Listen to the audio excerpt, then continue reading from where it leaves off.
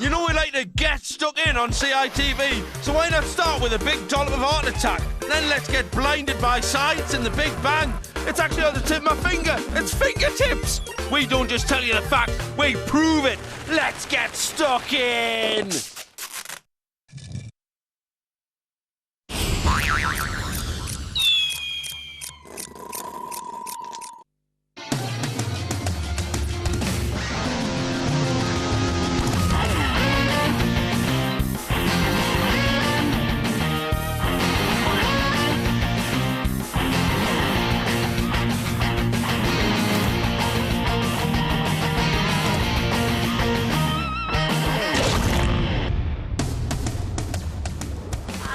Hello there, good to see you again, and welcome to today's Art Attack.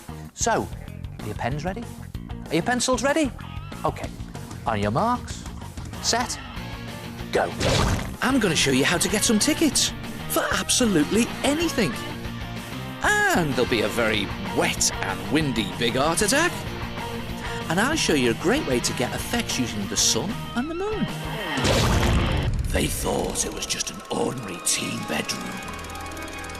Little did they expect the horrors that lurked in the deep, dark corners.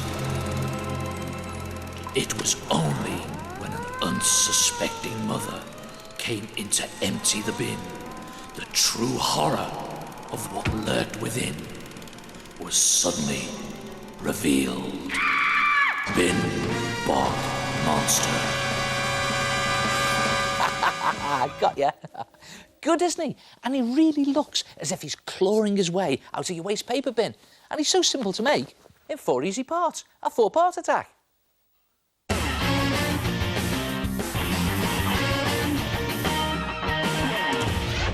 Now, first you need to prepare your bin because this is going to get messy.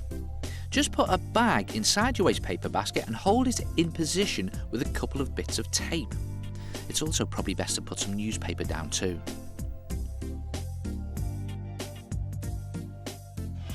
So now you're ready to make your monster, and to do this you're going to need some newspaper.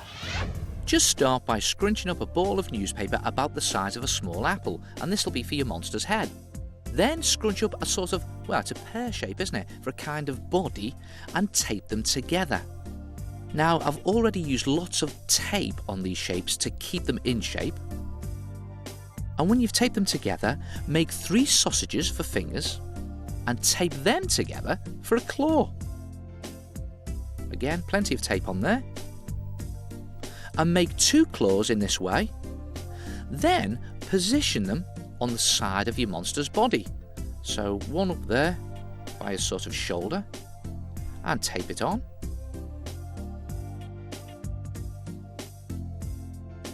And then the other one on the other side. And make sure those fingers are nice and curled into a sort of reaching out, grabbing monster position. So, that's your basic bin bog monster, and your monster should now balance happily on the edge of your bin.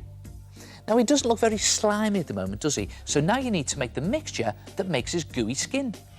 OK, to get slimy, mix together 1 part water, and then 3 parts sand, so that's 1, 2, 3 parts sand, and 1 part PVA glue. We'll just put them all in a beaker to measure them here. Now, the whole thing needs to be a thick but runny consistency. So stir the whole thing up. And don't forget, it's a good idea to put some newspaper down for this. And the idea is to spoon some of the mixture into a plastic bag.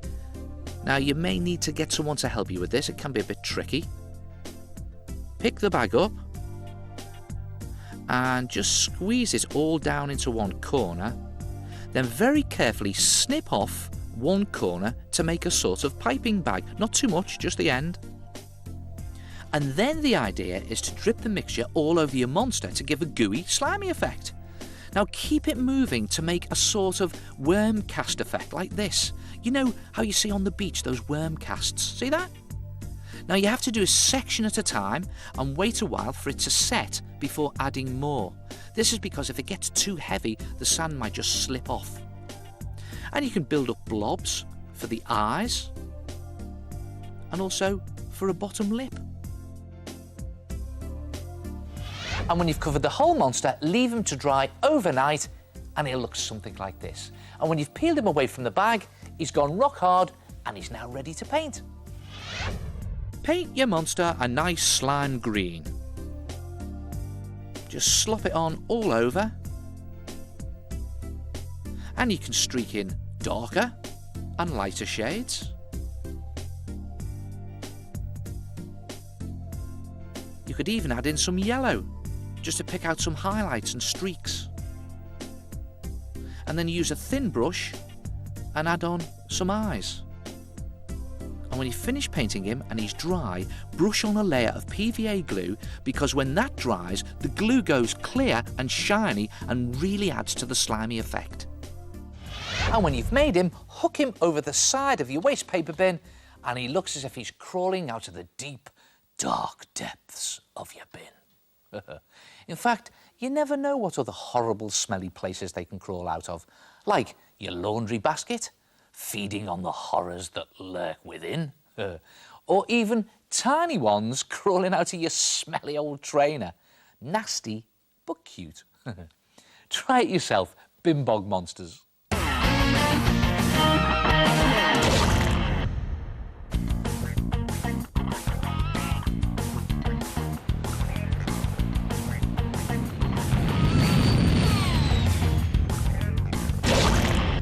So there I was on my sunny summer holidays. And guess what? There was no sun. It was freezing. I wanted to do some sketching, but my paper kept blowing away. So there was only one thing for it. Keep warm with a big art attack.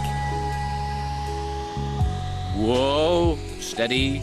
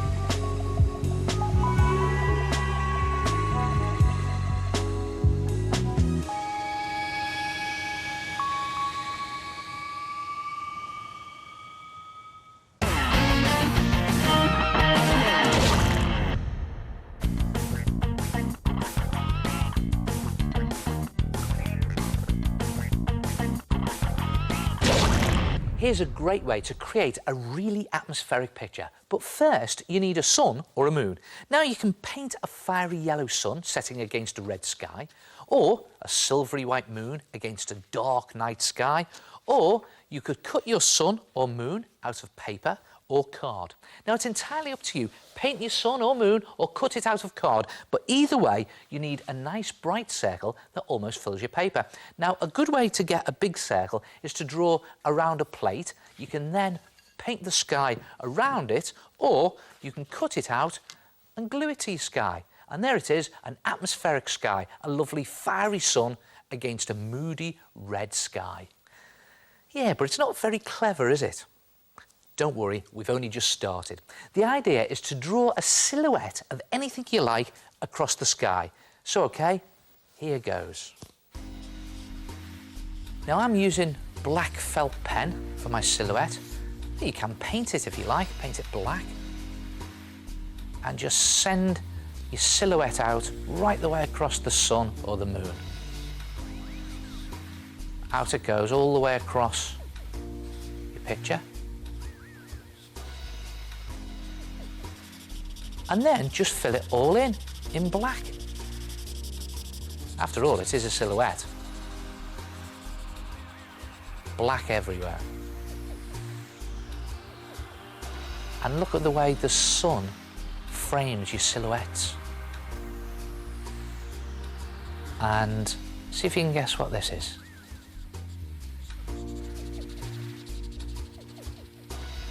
And a little one there. Now watch this. A nice long curly tail. Yeah, you got it. And a thinner pen for some wispy bits. Again, it's all silhouette. A bit there. A little bit more in there, I think.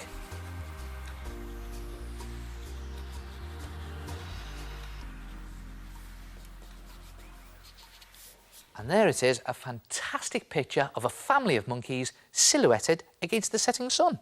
Good effect, isn't it? And you can try lots of different types of sun and moon silhouettes, like different coloured suns and skies. And you can even try a moonlight silhouette picture. You could draw your silhouette first onto black card and cut it out. Oh, I think that looks really romantic.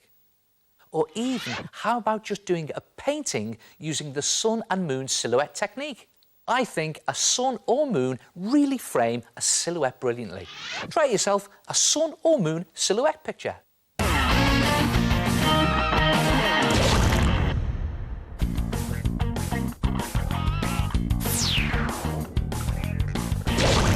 you know what? Wherever you get your ideas from, I want to go there. In fact, I want to go there on holiday, because your ideas are fantastic. Keep sending them in, and I'll keep putting them in the Art Attack Gallery.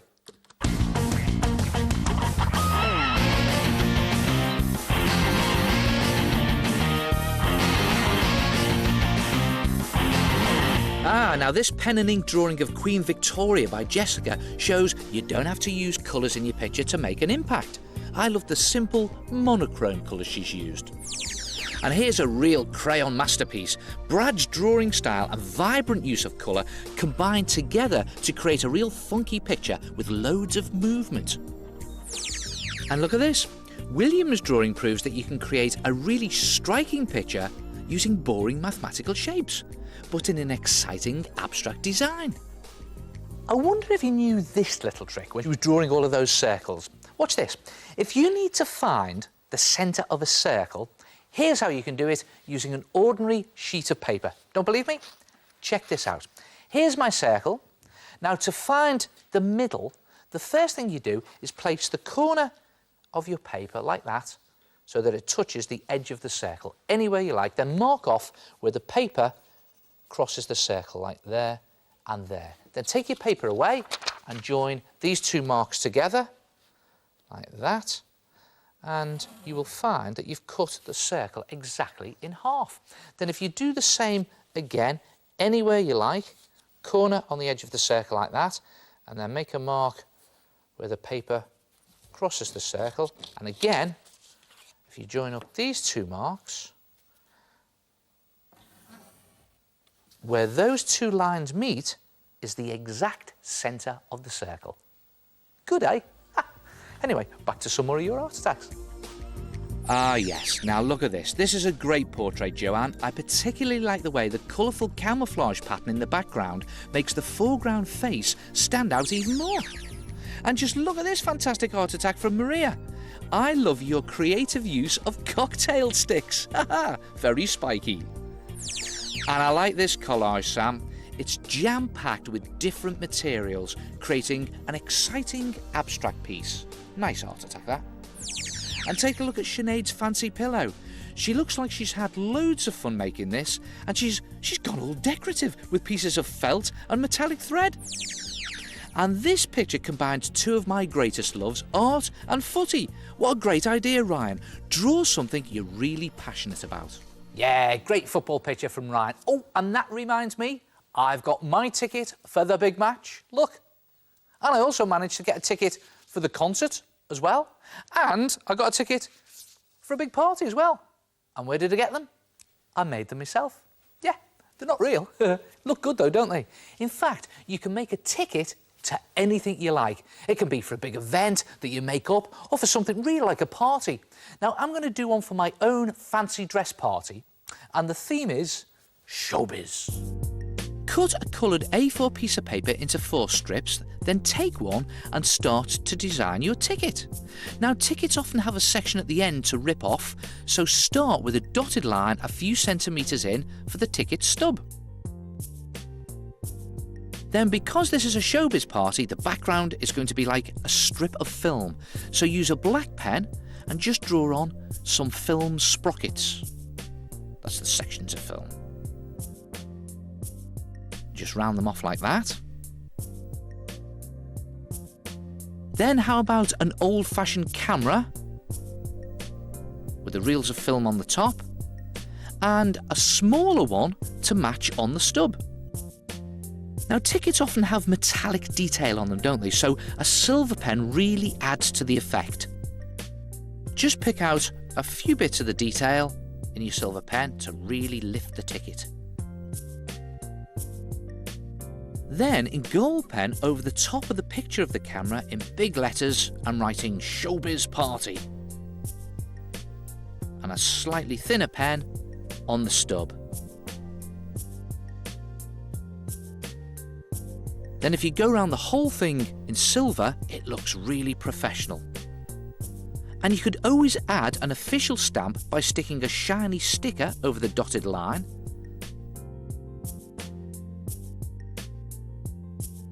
And you could even dip a circle of cardboard into some metallic paint and use it to print with instead. And there it is, another official stamp.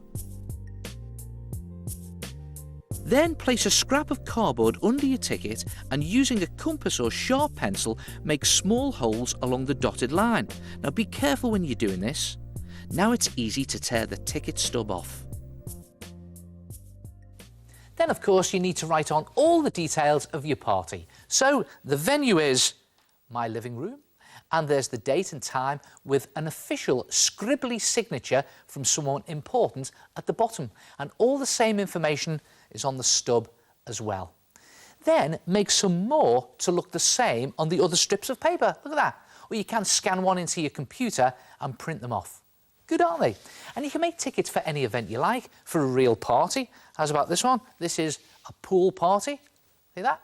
Or you can make something up like a concert, maybe for your favourite band or something, or even a big sports event. Look at this. England versus Brazil in my back garden. I wish. Try it yourself. Tickets to anything. And don't forget, you can check out the website for fact sheets on this and all the other art attacks in the show. And I'll see you next time. Ta-ra!